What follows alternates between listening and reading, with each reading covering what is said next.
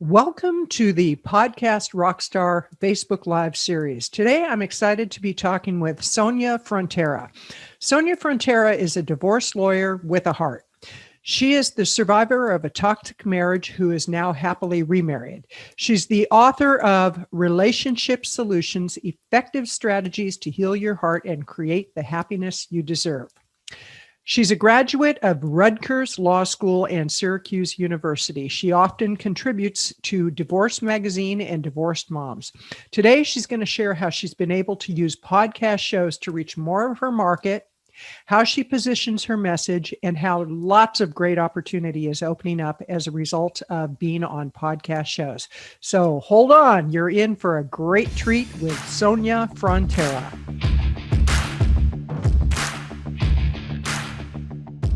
I decided now that I have flexible hours and I can create my own little universe, I decided to pursue my first dream, which was to become an author.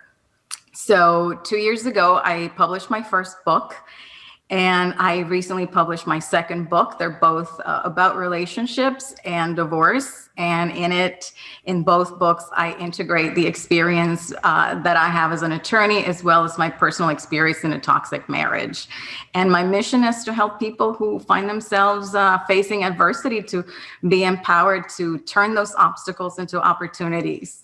Excellent. Excellent. Now, do you work only with women, or do you work with men and women? Are your books targeted towards women, or what's the story on that? Interesting. My first book was for women. As I was entering the publishing world, I was told that you have to niche down and that men don't read this sort of thing. And I found out that men were actually reading my book. Men were reading my articles and guest posts and reaching out to me.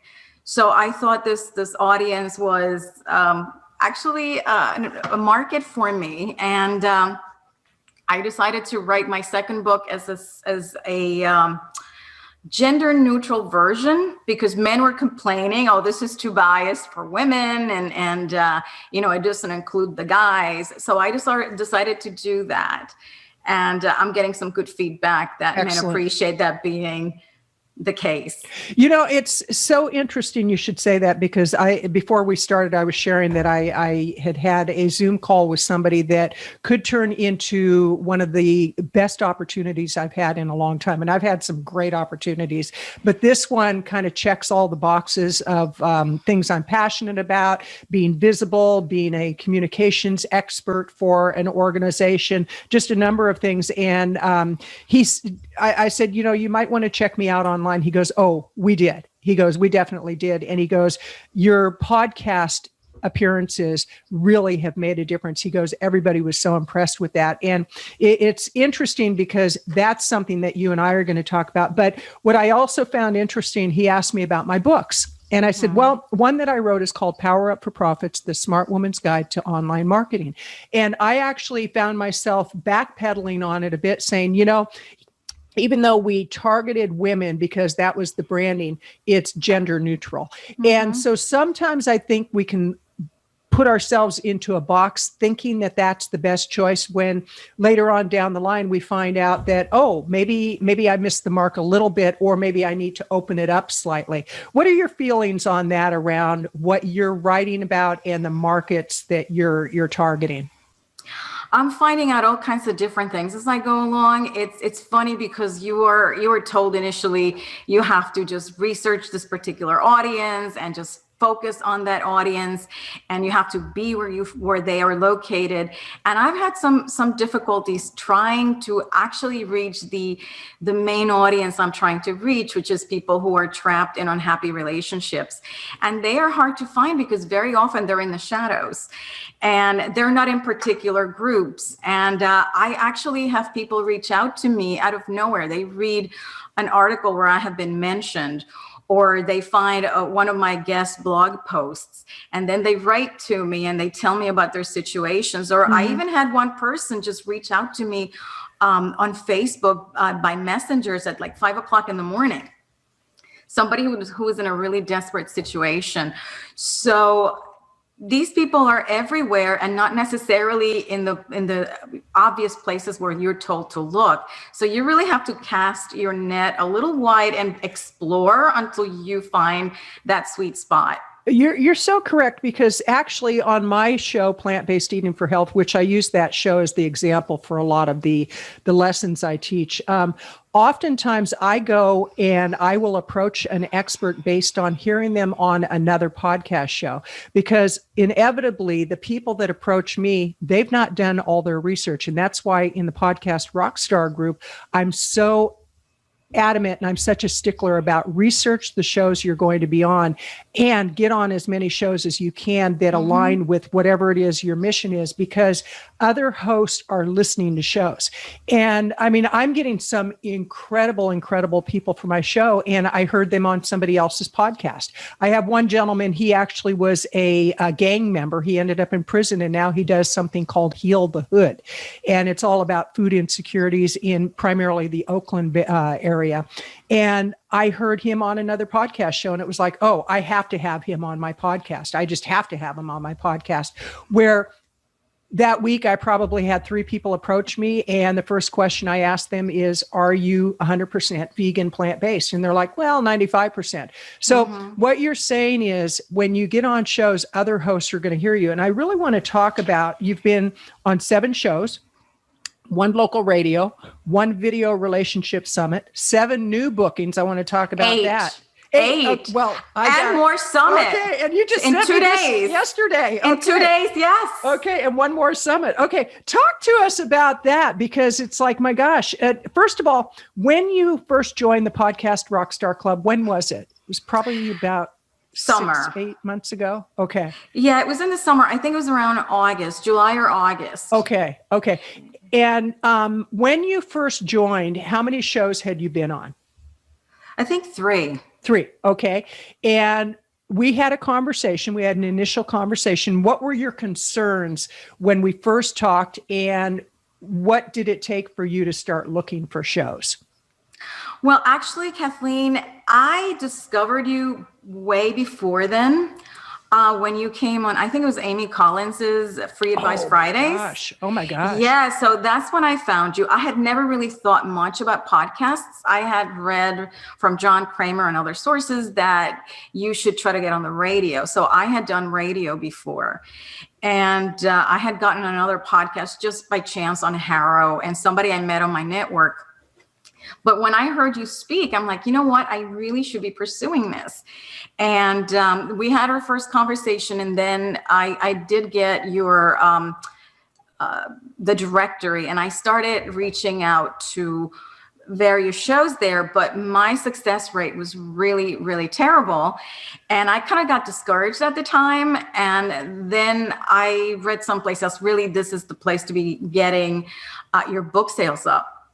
So I decided to look into you, and it just by chance, I happened to get one of your emails because I was receiving your emails. And that's when I decided, you know what, I'm really going to pursue this with a passion. And that's when I decided to join the club. And it's been great. It's skyrocketed. It's really going along. And like you say, you start going on podcasts and you get more podcasts and more podcasts. Well, it's so interesting because one of the criteria for being on these Facebook Lives is you have to have booked 3 shows as a result of what you've learned from the podcast Rockstar Club. And I do that for a reason. 1 is to prove that this works. 2 is to find the people who are committed to doing the work. And it's social proof, bottom line. With the appearances that you've made, what has been your secret sauce, if you will, from what you learned in the podcast Rockstar Club or what you knew before? What's been your secret sauce for finding those opportunities? The biggest thing, besides your encouragement, it's been working on my pitch, because that's something that was very ineffective at first. And as I learn more from your pitches, that you share information in the group, on the Facebook group, and our monthly sessions, I get better ideas on how to refine my pitch, it's really important when you're trying to do this. You need to keep on trying what works. And I also started looking at different kinds of shows, which is something that is worth exploring. My topic is divorce, but I'm finding that I'm really getting a lot of good feedback from the inspirational type shows that are looking for real people telling real stories. Let's talk about that for a minute on the different types of shows. How do you determine like the different hooks or angles? Because you're a divorce attorney, you came out of a toxic relationship. So obviously you could talk about relationships, good and bad. You could talk about being an attorney. You could talk about being an author. What is your process for finding the hooks and angles to approach a show host?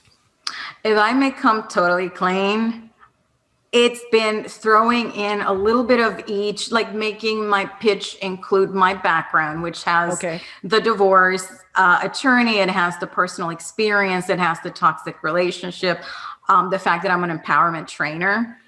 So that points to my being an inspirational type speaker. And my experience also working with domestic abuse as a domestic abuse advocate. So I throw in first my background, which has all these different things, and my story in a couple of paragraphs in which you can tell that you have someone who's had the experience, my faith, the obstacles for me to get out of the toxic relationship, how I came out, I am happy, remarried, and I want to help people find the shortcuts from heartache to healing.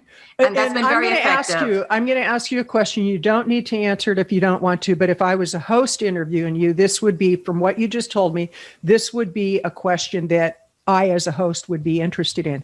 When you say toxic relationships and you now work with abuse victims and you help with advocacy, were you an abuse victim?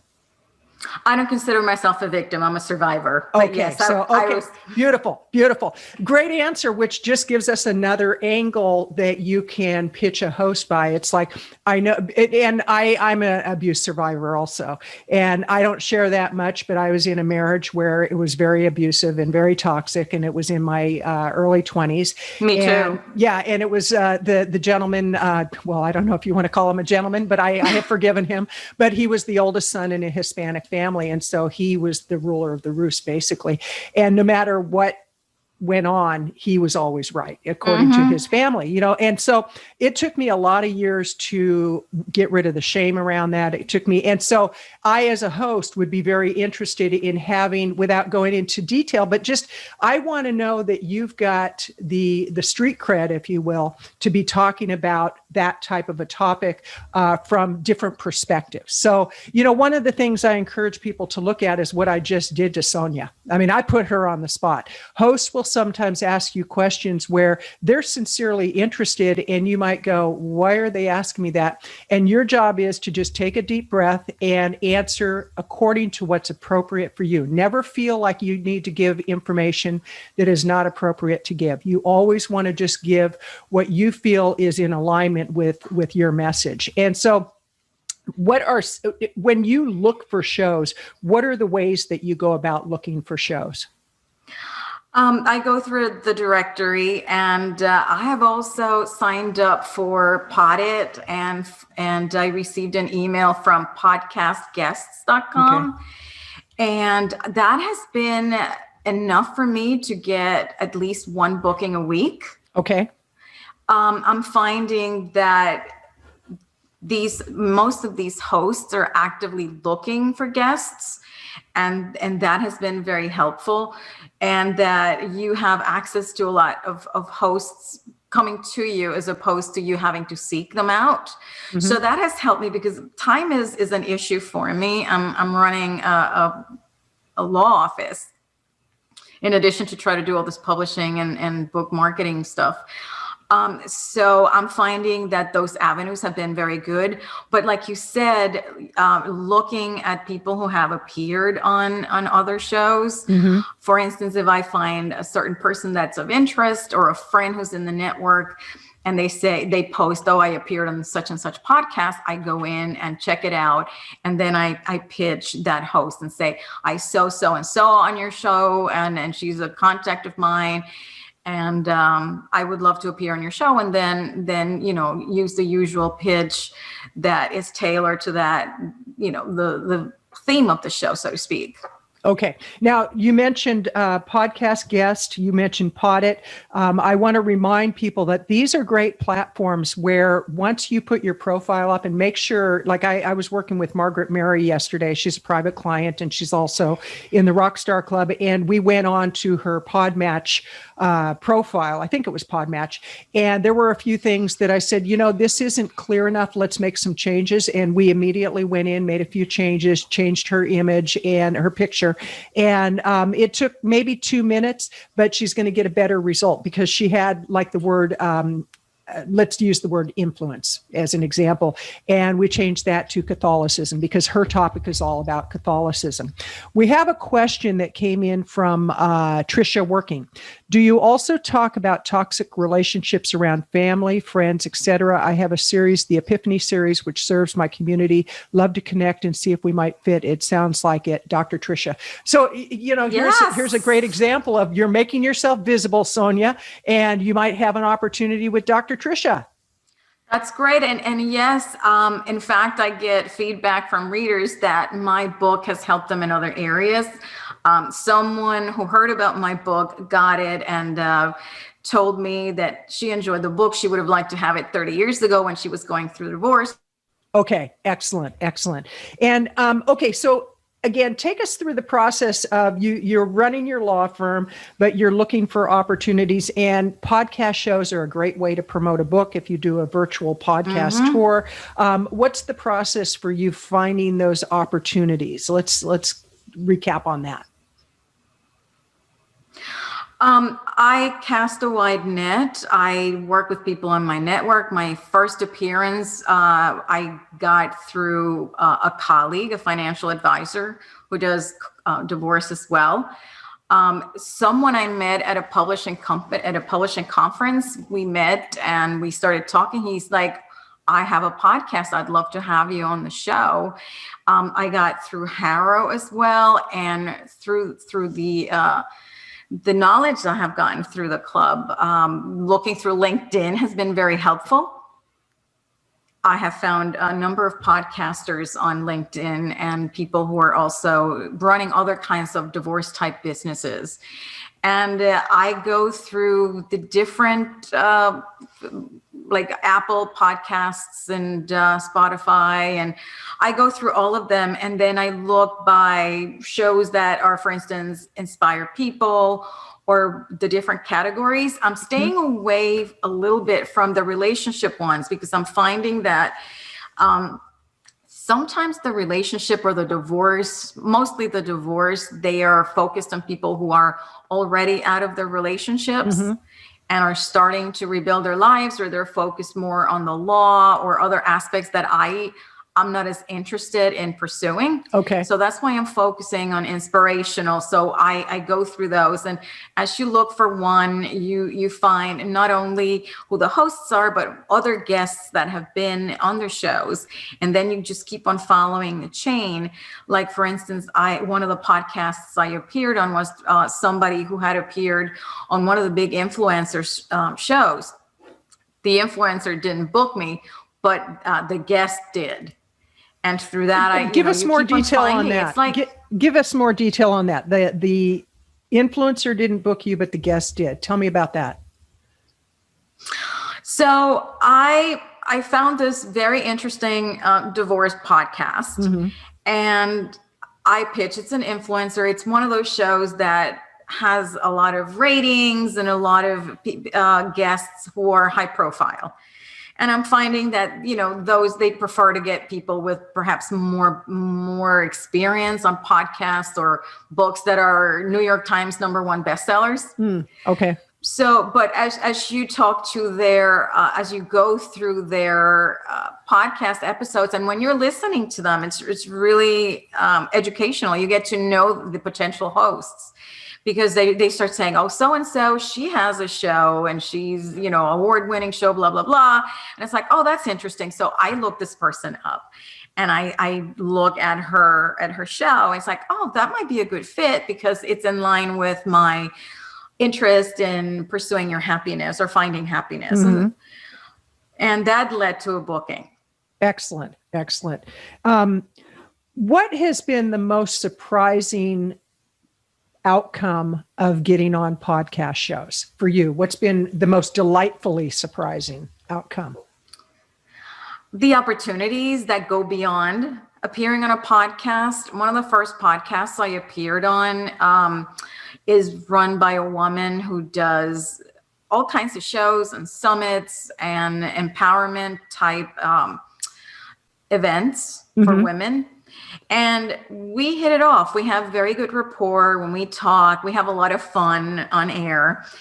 And one day she just reaches out to me and says, I want to do a summit with you.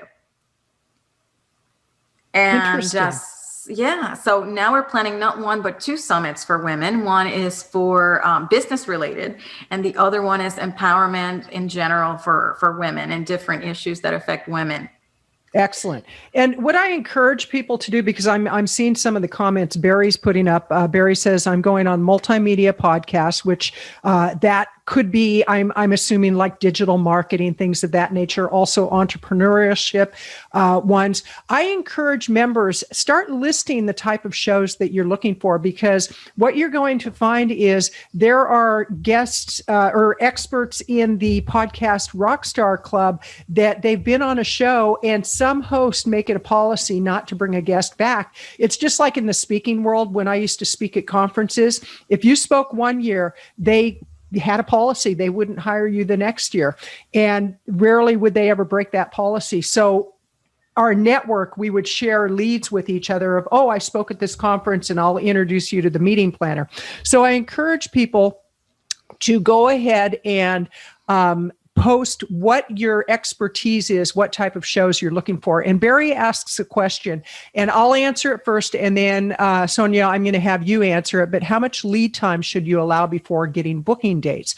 I would say start right now looking for opportunities. Let's say that you're going to do a book launch in 3 months. We'll just use that as an example. Right now is a great time to start, because most hosts, I'm a host. I'm a nice person. I like to work with my guests. If they say, hey, look, I've got a book coming out in 3 months, and it's in alignment with what my messaging is, with what my market is, with what my show is about. If they say, I'm going to be releasing my book in 3 months, would it be possible to do the interview before that time and release it around X date? 99.9% of the time, if we've hit it off and they've given me enough lead time, I'm going to do it, because I want to help my guests to get as much visibility as possible. Here's a little insider secret as a host. If I do that for a guest, chances are they're going to promote the holy heck out of it. Where you get your traction as a host is from the guest helping to promote the show. So my recommendation, Barry, is it's never too soon to start. And if there's a specific date that you really, and it's not just because you want it to drop on a certain date, but if you're doing a book launch, if you're doing a product launch, if you're doing an event, and you have rapport with the host, go ahead and ask them. In most cases, though, a host will release when they release. So, Sonia, what's your answer to how much lead time do you allow before booking? Do it as soon as you can. Boy, you said in 3 words what I took 20 minutes to answer. No, I mean, do it, because you never know. Right. Their schedules. It's really, really funny, because I have been sending out pitches constantly, and sometimes it takes them months to get back to me, weeks, sometimes the very next day, and they want to put you on air right away. I just sent a pitch after I communicated with you and told you I had X number of interviews coming up. Right the next day, I get this request from this guy. Answered, yes, I'd love to have you on my show. Can you be on the show this weekend? So the sooner you send it out, the sooner you're going to have the opportunities. Or perhaps these people are really booked months in advance. I have an interview booked for August. So you really want to give yourself that opportunity to be available. Absolutely.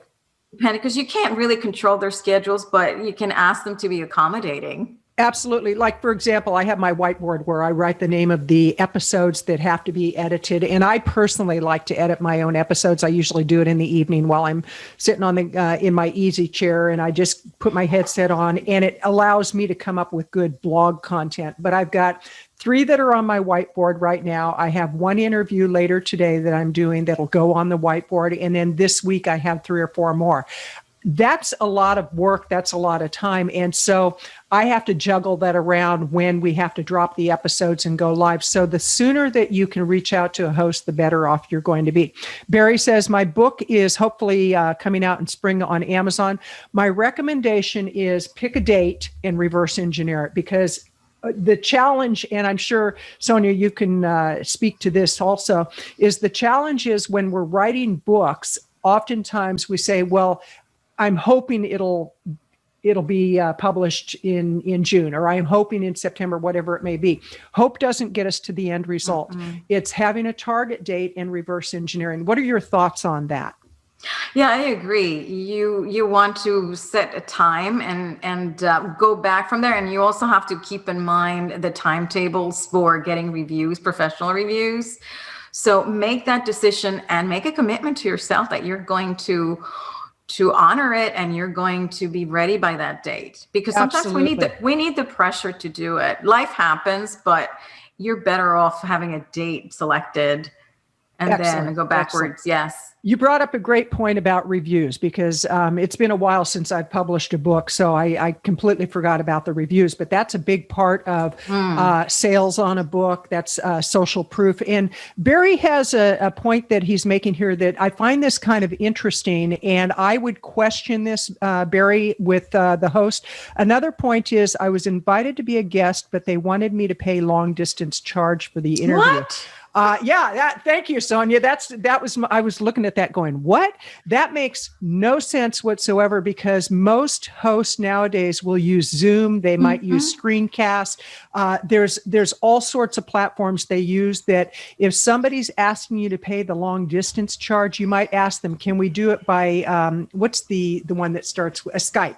Skype, can we do it by Zoom? Can we, there's plenty of free conference call. There's plenty of platforms that you can use where there should be no cost, which actually brings me back to another point. Have you ever been asked to pay to be on a show, Sonia? And if so, what was your response?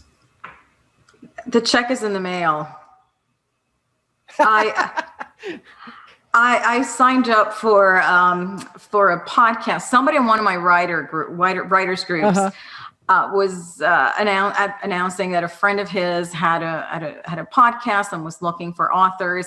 So I signed up, and just minutes before going live on air, I get on the phone with the host, and he's telling me that they need money to maintain the radio alive and donations. And he asked me for a donation of at least 10 euros. And I'm like, really? Okay, sure. You'll get it tomorrow. Whoa. And I was like so mad, because I felt like saying, no, go away. I'm out of here. But I just figured, let me just go along with this. And I never sent them money. I thought it was offensive. It's like, that's a bait and switch. That's a bait and switch. That's crazy. It's like, okay, folks, again, I want to repeat that you shouldn't have to pay to be on a show. There is one very, very well-known podcaster that the way she does it, you come on for free. She promotes it for 24 hours, and then she has packages that you can buy, which is an upsell. That's perfectly legit. That's perfectly okay, because they do a ton of promoting. However, on the upfront, you shouldn't have to pay at all, unless it's, a show where you are so certain that you're going to get a return. But I've heard of figures anywhere from $500, $1,000, $5,000 to be on a show. And I had somebody who's a member of Podcast Rockstar Club ask about somebody recently who wanted $500 for an ad and then $5,000 for the episode. I said, turn and run the other way. And what you could do is take that money instead and put it into the services of an assistant who can go out and find you shows. That's a much better use of the money and time. And I want to see if we have other questions. Okay, they wanted Skype, but that costs money too. Actually, Skype should be, there's free versions. There are free solutions, Barry. And so I'm not sure why the conversation of money has come into it, unless it's you're paying for the platform. But normally you shouldn't have to pay the host anything to be on their show. I heard Royals, Harry and Meghan got a big deal with Spotify. That's the Royals, Harry and Meghan. Yes. And that Shock Jock guy podcaster, he got like $100 million from Spotify. That's a whole different conversation. None of us are even in that league. It's like, that's like you're going to win the lottery. It probably will never happen. You can buy tickets until the cows come home, but most people won't win the lottery. It's like we're talking down to earth, real strategies to get on shows that can turn into business. If you're doing this as a pie in the sky kind of thing, that you're going to become rich and famous from podcasting, probably that's the wrong reason to be doing podcasting. Podcasting is to get a message out to market. It's because you're really committed to an end result. That's my own personal opinion about it. And I've been doing podcasting for a lot of years, and I've gotten a ton of opportunity as a result of podcasts. Joe Rogan, that's the one. So there you go. And Debbie says, thank you very much, ladies. Any other questions? And Sonia, what else would you recommend to people on success with podcasting? Start now. Okay. What about the program? Tell them about what they should do with the Podcast Rockstar Club program content. just follow it to a T. I mean, it's all laid out for you, and it's foolproof. It's all the information you need is there. How you can present yourself so you come across as a professional, because it's really important when you're doing, when you're appearing as a guest, that you present yourself as a professional, especially if you're doing this to enhance your business opportunities, to sell your books. And Kathleen just walks you through how to make that impression, how to let people know that you're serious about podcasts. And because you hear from other guests that there's people who pitch who don't even have photos, not a decent headshot. And not to mention Kathleen, just like she's on fire. And once you deal with Kathleen, you just like get so enthused. You really want to go out there and start pitching yourself and want to get yourself in front of other people. And it's really a great way to get your name out there, to get people to know you. And I think podcasts have the advantage more than books that people get to hear your voice or see you. So they see what kind of person you are. And that helps you create a brand. Absolutely. As a person, whatever you are presenting, whether you are trying to be knowledgeable, you're trying to present yourself as somebody who's inspirational, the podcasts are going to let you do that and let people get to know you in that way. And Barry, and thank you for that. Barry asked, how many should you book at once? As many as you can, as many as your schedule will afford you. If you're doing a book launch, don't hold back. One reason that my book, Power Up for Profits, did so well is I was on a lot of blogs, a lot of podcast show. On the back end, I did a 3-day event. That event generated in net revenue $250,000. And I mean, I worked my backside off. I have to tell you, I worked really hard for that. And people go, oh my gosh, you're so lucky. It's like luck had nothing to do with it. A lot of consistent hard work had a lot to do with it. And so I encourage you, look at what it is you're trying to accomplish and then go full board ahead. Because the thing that you can do also, you can schedule it in to where maybe you do 2 a day and you do 2 a day every day for a month. I have one person that we're negotiating right now on my company actually booking shows for him. He wants to get on 100 shows. That is going to be a $20,000 contract. It's a lot of work for us to get him on 100 shows. The first 5 will be easy, but then after that, it's very targeted, very specific. If you can learn how to book for yourself, you're going to save yourself a considerable amount of money. I have a package where it's 10 shows, very targeted for niched industries. It's $2,500. So that's $250 per show. We handle everything. So you can either have someone like my company take care of it, or you can do it yourself, but do it in mass. Go out and really, really get as many as possible. Is it a good idea to let hosts know about topic questions they can ask? If they ask for questions, yes, or if you have a specific area, yes. I like to have a pre-conversation with my guests to get a feel for who they are and make sure they are a good fit. And Barry, I'm kind of sensing maybe you haven't gone through the full program yet. A lot of the questions that you're asking are actually in the program. So I'm going to encourage everybody, Barry, and all of you to go through the full Podcast Rockstar Club program, every single module, because there's a lot of strategy involved in the way that I laid it out. And Heidi says, my new book is the true story of a woman who survives horrendous abuse and trauma as a child and has used what's called multiple personality disorder. And it used to be called multiple personality disorder. Is it okay to pursue both inspirational and psychology podcasts at the same time?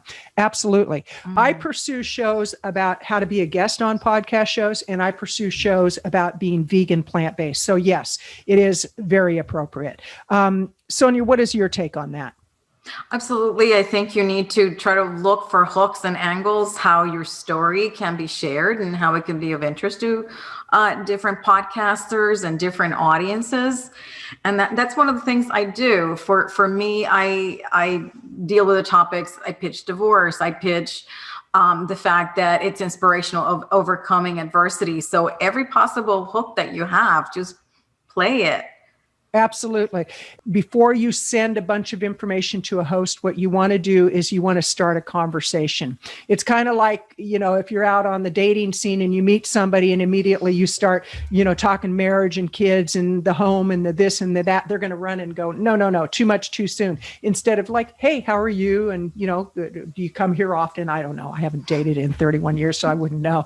But, and Marcia says, the training is really effective. I listened to every session and took notes. There were a couple I thought would be repetitive and still learn stuff. Okay. Sometimes we have to see things over and over. And Barry says, I also wrote 3 types of bios. And what you can do, Barry, is you can try to combine those into one if it works. And if not, you may need 3 different bios. For example, I'm working on one right now where I talk about being a podcast host and a podcast guest, and I also incorporate the vegan plant-based stuff. It's been kind of a juggling act. So, Marcia, what's your take on, or excuse me, I'm Sonia. What's your take on that? Yes, I agree with you 100%. Okay. So, in closing, we've been going, gosh, this has gone by fast. What are your final thoughts for people, and what's the words of wisdom of somebody who now is getting pretty darn seasoned? Let me ask you this, Sonia. Do you have a media page on your website? Well, yes. Hey, I'm in the program. I did everything. No, and I think it's really important. You should have a media room, and you have there all the information that anyone who's looking to book you will be able to see and get a sense that for not only who you are, but how that you are a professional. I get feedback from people in the media. No, I went before they even reach out to you. They check you out before they invite you to the podcast. So if you have a media room, all the information is there. I have the one sheet. I have the marketing letter. I have a full media kit. And I have a list of media appearances and events, so they can see not only what I have done, but also what's coming up, any interviews that are airing, so they know in advance that you will be promoting their shows. Wonderful. If you do have the advance notice. I really appreciate that. And the whole topic of a media page on your website is so important, because regardless of what business you're in, what industry you're in, there's a lot of competition. And people who say there is no competition, I think that they're living in la la land. There's always going to be competition. And it could be like when I used to work with cosmetic dentists, I said the competition isn't other dentists. It's that brand new car or the down payment on a house, because these are dentists that they would charge $40,000 or $50,000 for a complete face mouth renewal of teeth, and they always thought it was other dentists. No, there's other things competing for people's time, attention, and money. And when you have social proof through a media room, if you're going after contracts with companies, that media room is the social proof that you need to show that you are truly the expert.